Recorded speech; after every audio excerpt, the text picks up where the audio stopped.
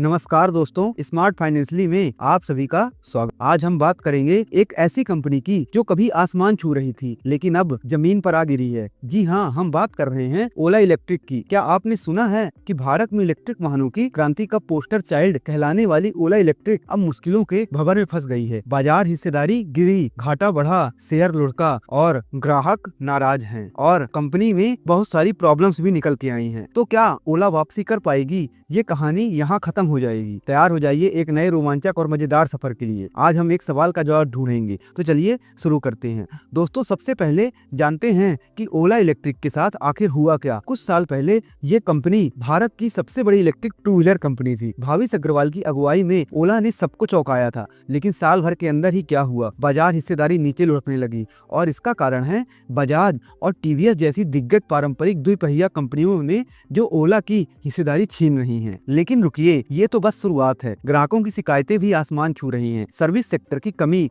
Battery में दिक्कतें और क्वालिटी कंट्रोल के मुद्दे। ओला के लिए ये सब किसी बुरे सपने से कम नहीं है। अब आप सोच रहे होंगे, अरे भाई, इतनी बड़ी कंपनी इतनी जल्दी कैसे फंस गई? तो चलिए इस रहस्य को और खोलते हैं और सेक्शन 2 की ओर चलते हैं। अब बात करते हैं ओला इलेक्ट्रिक की जेब की। फाइनेंशियल ईयर 2024-25 में कंपनी का घाटा 31% बढ़कर 2076 करोड़ रुपए हो गया है। जी हाँ, आपने सही सुना, 2076 करोड़ का घाटा। पिछले साल यानी 2023-24 में यह घाटा 1587 करोड़ था। और चौंकाने वाली बात यह है कि यह आय भी घट गई है। 2023-24 में 5010 करोड़ थी, जो अब घटकर 45 से 14 करोड़ रुपए रह गई है। और दोस्तों, जनवरी-मार्च 2024 की तिमाही को देख लीजिए, घाटा दोगुने से भी ज्यादा होकर 870 करोड़ रुपए हो गया है, जबकि पिछले साल इसी तिमाही में 416 करोड़ था। अब आप क्या कहेंगे, भाई ये तो डूबने की तैयारी है। लेकिन रुकिए, ओला ने इसके लिए भी एक प्लान बनाया है। कंपनी ने नॉन कन्वर्टिबल डिवेंचर के जरिए 1700 करोड़ रुपए जुटाने का ऐलान किया है। लेकिन सवाल ये है, क्या इससे निवेशकों की चिंता कम हो जाएगी या फिर ये बस एक और डूबते तिनके का सहारा साबित होगा? तो चलिए आगे की ओर बढ़ते हैं। तो अब सवाल ये है कि ओला इलेक्ट्रिक कहाँ जा रही है। कोटक इंस्टीट्यूशनल इक्विटीज का कहना है कि ओला का भविष्य तेज बिक्री और मोटरसाइकिल सेगमेंट में सफल एंट्री पर टिका है। लेकिन दोस्तों, ये इतना आसान नहीं है। इसके लिए ओला को मैनेजमेंट और विश्वसनीयता की चुनौतियों को पार करना होगा। लेकिन उम्मीद की एक किरण भी है। आज इस साल जनवरी में ओला ने तीसरी पीढ़ी के मॉडल लॉन्च किए हैं, जिससे मार्जिन में सुधार हुआ है। कंपनी को भरोसा है कि दूसरी तिमाही में उत्पादन लिंक्ड प्रोत्साहन से उसकी माली हालत और बेहतर होगी। साथ ही लागत में कटौती, कम लागत वाले पार्ट्स पर फोकस और वारंटी जैसे एक मुश्त खर्चों में कमी से चालू वित्त वर्ष में कमाई सुधर सकती है। लेकिन रुकिए, नई दिक्कत भी सामने आ रही है। बजाज और टीवीएस जैसी कंपनियां प्रतिस्पर्धा बढ़ा रही हैं और ओला को इनसे पार पाना आसान नहीं होगा। तो क्या ओला इस जंग को जीत पाएगी या सिर्फ ये एक ढूंढी उम्मीद है? चलिए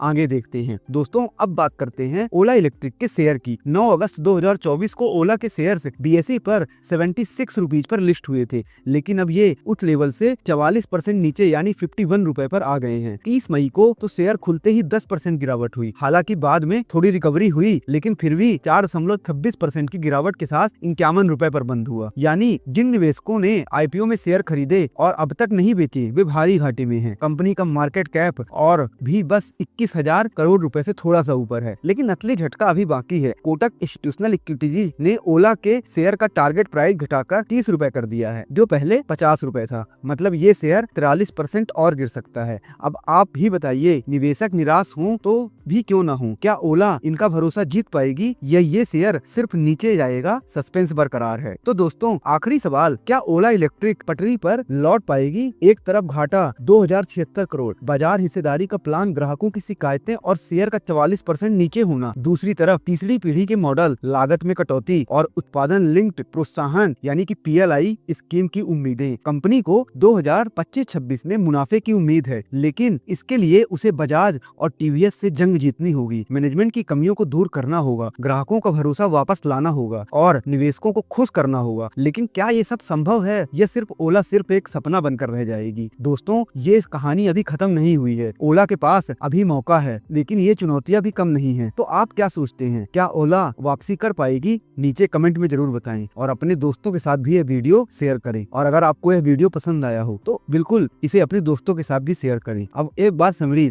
ओला इलेक्ट्रिक कहानी किसी थ्रिलर थ्रिलर मूवी से कम नहीं है। घाटे का पहाड़, निवेशकों का टूटा दिल और ग्राहकों की नाराजगी, लेकिन उम्मीद अभी भी बाकी है। नए मॉडल, लागत कटौती और मुनाफे का सपना, क्या ओला इस जंग को जीत पाएगी या ये कहानी यहीं खत्म हो जाएगी? दोस्तों, इसीलिए कंपनी में निवेश रखना रिस्क रहता है। जो भी इन्वेस्टर इसमें अभी इस समय तक आईपीओ में पैसे लगाए होंगे वो ऑलरेडी बहुत घाटे में है। इसीलिए इंडेक्स फंड सबसे बेटर होता है। हम मार्केट में 50 से ज्यादा भी इंडेक्स फंड में पैसे लगा सकते हैं, और जिनका ETF के थ्रू, जो कि एक ऑलरेडी डाइवर्सिफाइड इंस्ट्रूमेंट है, और उसमें अगर आप स्ट्रेटेजी के साथ चलेंगे तो आपको काफी ज्यादा मुनाफा भी होगा। और स्ट्रेटेजी सीखने के लिए आपको हमारा इंडेक्स का मास्टर क्लास वाला वीडियो देखना चाहिए, कैसे इंडेक्स में काम करते हैं। निवेश स्ट्रेटेजी दोनों के लिए हमने लॉन्ग टर्म के लिए भी 7 लॉन्ग इंडेक्स रखे हुए हैं जिसमें आप निवेश कर सकते हैं। और इतिहास गवाह है, शेयर मार्केट, इंसान और इंडेक्स को हमेशा ऊपर ही जाना होता है। बस आपको सही पोजीशन और सही स्ट्रेटजी पता हो, कब आपको निवेश, कितना निवेश करना है, कब आपको प्रॉफिट बुक करना है। और यह सब आपको जानकारी कहाँ से मिलेगी? हमारे टेलीग्राम चैनल से। टेलीग्राम चैनल की लिंक डिस्क्रिप्शन और इसी वीडियो में भी है। हम कई सारे टॉपिक का वीडियो यहाँ नहीं ला सकते सेबी की गाइडलाइंस के अनुसार, तो आप हमारे चैनल में जुड़ सकते हैं जहाँ हम सीधे न्यूज शेयर कर सकते हैं या मार्केट की इनसाइट, जिससे आप अपना फाइनेंशियल नॉलेज बढ़ा सकते हैं। और वेल्थ तो आपकी वो तो बढ़ेगी ही बढ़ेगी। तो याद रखिएगा दोस्तों, जीवन में सही सलाह या तो आपका हित ऐसी देगा या तो स्मार्ट फाइनेंशियली चैनल, क्योंकि फाइनेंशियल नॉलेज आजकल मिल हर जगह रही है, लेकिन सही फाइनेंशियल नॉलेज किससे लेना है आपको यही तो जानना है। शेयर मार्केट का आपका पूरा डर खत्म हो जाएगा। बस आप ये है कि शेयर मार्केट में थोड़ा इंटरेस्ट लेते चलिए। धन्यवाद दोस्तों।